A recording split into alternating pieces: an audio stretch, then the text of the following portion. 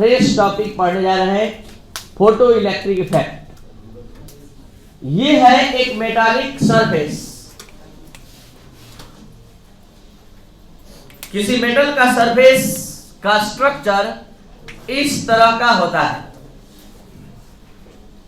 इस metallic surface पर अगर कोई सुटेबल फ्रीक्वेंसी का लाइट या कोई लाइट जो किसी सोर्स से आ रहा है अगर मेटल के सरफेस पर पड़े तो क्या होता है, ये इलेक्ट्रॉन इसके सरफेस, इस मेटालिक सरफेस से बाहर आते हैं।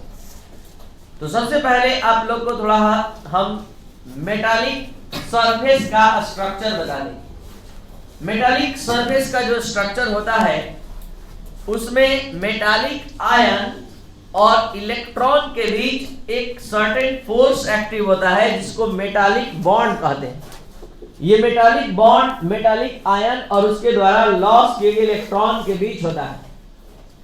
तो ये जो इलेक्ट्रॉन देख रहे हैं मेटालिक सरफेस पर एक निश्चित फोर्स ऑफ अट्रैक्शन से इस मेटालिक आयन से अट्रैक्ट है चारों ओर से, इधर से भी, इधर से भी, इधर से भी। और किसी सोर्स से अगर लाइट इस पर पड़ता है तो आपको पता होना चाहिए इस लाइट में भी छोटे छोटे पार्टिकल होते हैं जिसे फोटोन कहा जाता है। और फोटोन एक तरह से एनर्जी का एक सिंगल पैकेट है और वो फोटोन जैसे ही इस मेटल के सरफेस पर पड़ता है अपने एनर्जी को ट्रांसफर कर देता है और वो अपने एनर्जी को इस इलेक्ट्रॉन को ट्रांसफर करता है। तो हम आपको बता दें कि ये इलेक्ट्रॉन उस एनर्जी को जो वो फोटोन से गेन किया है दो जगह खर्च करता है। पहला, अपने आप को इस मेटालिक आयन के फोर्स ऑफ अट्रैक्शन से छुड़ाने में, और दूसरा बाहर मोशन में आने के लिए काइनेटिक एनर्जी के रूप में। यानी जो टोटल फोटोन से एनर्जी एब्जॉर्ब किया इलेक्ट्रॉन वो दो जगह खर्च करता है। पहला जो आप वर्क फंक्शन देख रहे हैं, ये वर्क फंक्शन वो एनर्जी का खर्च अमाउंट है, वो एक स्पेंड एनर्जी है जो इलेक्ट्रॉन इस मेटालिक आयन से फोर्स ऑफ अट्रैक्शन से छुड़ाने में खर्च कर देता है।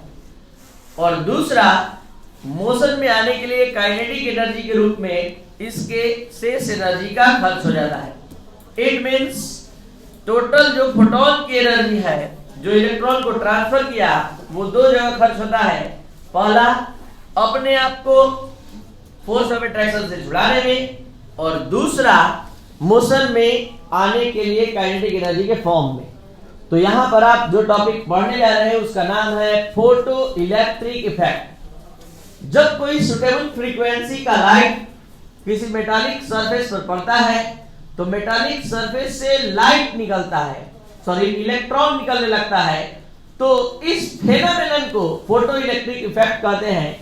फिर से, when A light of suitable frequency falls on the metallic surface, electrons are ejected from the metallic surface, then this phenomenon is called photoelectric effect, and the electrons are emitted from the metallic surface is called photoelectron। मतलब हम ये समझाना चाहते हैं कि अगर कोई high frequency का लाइट किसी मेटालिक सरफेस पर पड़ता है तो मेटालिक सरफेस से इलेक्ट्रॉन बाहर निकलता है। तो इस फेनोमेनन को, इलेक्ट्रॉन के निकलने के फेनोमेनन को फोटो इलेक्ट्रिक इफेक्ट कहते हैं, और जो इलेक्ट्रॉन निकला उसको फोटो इलेक्ट्रॉन कहते हैं। अब हमको पता करना है कि जो फोटोन इससे टकराया, अपने एनर्जी को ट्रांसफर किया, तो वो जो टोटल एनर्जी है वो दो जगह खर्च हुआ, एक वर्क फंक्शन और दूसरा काइनेटिक एनर्जी के फॉर्म में। तो जो टोटल एनर्जी है फोटोन की, आप जानते हैं 1 क्वांटम के इक्वल होती है, और 1 क्वांटम किसके इक्वल होता है, h न्यू के। ये आपको मैक्स प्लैंक क्वांटम थ्योरी में ही समझाया गया है। तो यहाँ h new equal h new not, ये क्या है, वर्क फंक्शन का फार्मूला है। इस h न्यू नॉट में h तो आप समझते हैं प्लैंक्स कांस्टेंट, और न्यू नॉट थ्रेशोल्ड फ्रीक्वेंसी है। ये थ्रेशोल्ड फ्रीक्वेंसी क्या होता है जान लीजिए। फ्रीक्वेंसी का एक सर्टेन वैल्यू जिससे कम रहने पर अगर एक फोटोन टकराएगा तो इलेक्ट्रॉन नहीं निकलेगा, उस सर्टेन वैल्यू से अधिक रहने पर फोटोन टकराएगा तो नो डाउट निश्चित तौर पर इलेक्ट्रॉन बाहर निकलेगा। तो जो सर्टेन वैल्यू होता है फ्रीक्वेंसी का मिनिमम वैल्यू कि उतना रख कर फोटोन टकराएगा तो इलेक्ट्रॉन सरफेस से बाहर आएगा, तो वो मिनिमम फ्रीक्वेंसी का वैल्यू कहलाता है थ्रेशोल्ड फ्रीक्वेंसी। तो यहाँ न्यू नॉट क्या है? Threshold frequency.